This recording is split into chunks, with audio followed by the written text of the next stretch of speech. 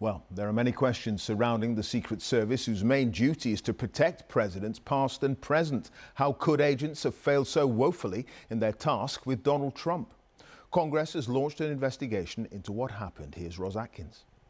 There's more evidence there were warnings in the minutes before this happened. Those shots were fired at 6:11 p.m. on Saturday by a man on this roof. He was 130 metres away from the stage where Donald Trump was speaking.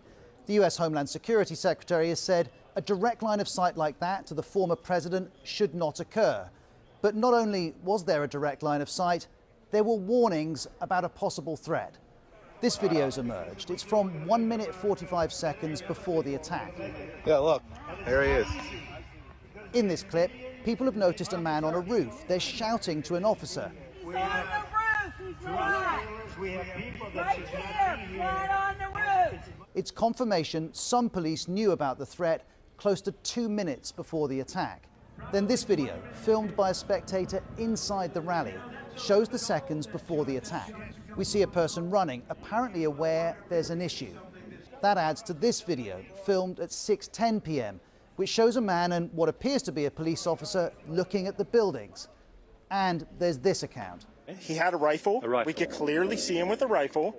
And the police were like, huh, what? You know, like they didn't know what was going on. Given these warnings, in those 2 minutes, why wasn't Donald Trump taken off stage? Why wasn't the man on the roof challenged? We've now heard from County Sheriff Michael Sloop. His local police were present.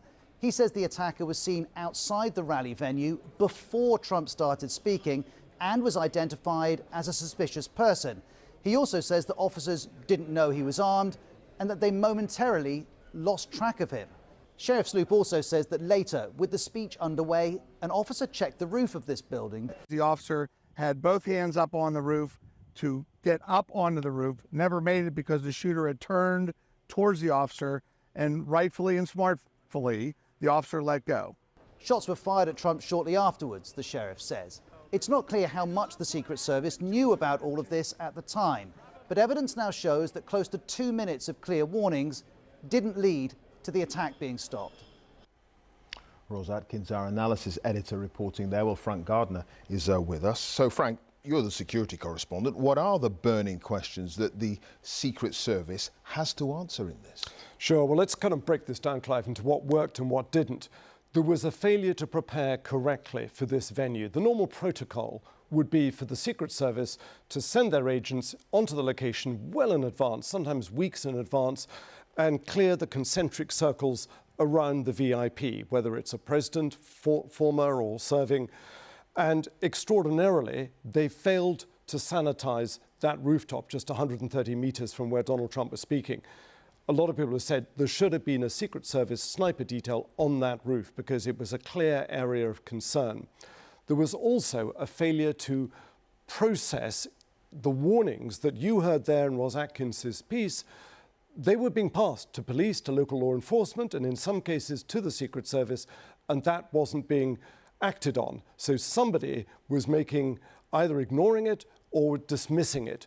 Now, what did work well was the immediate reaction on stage. You saw it there.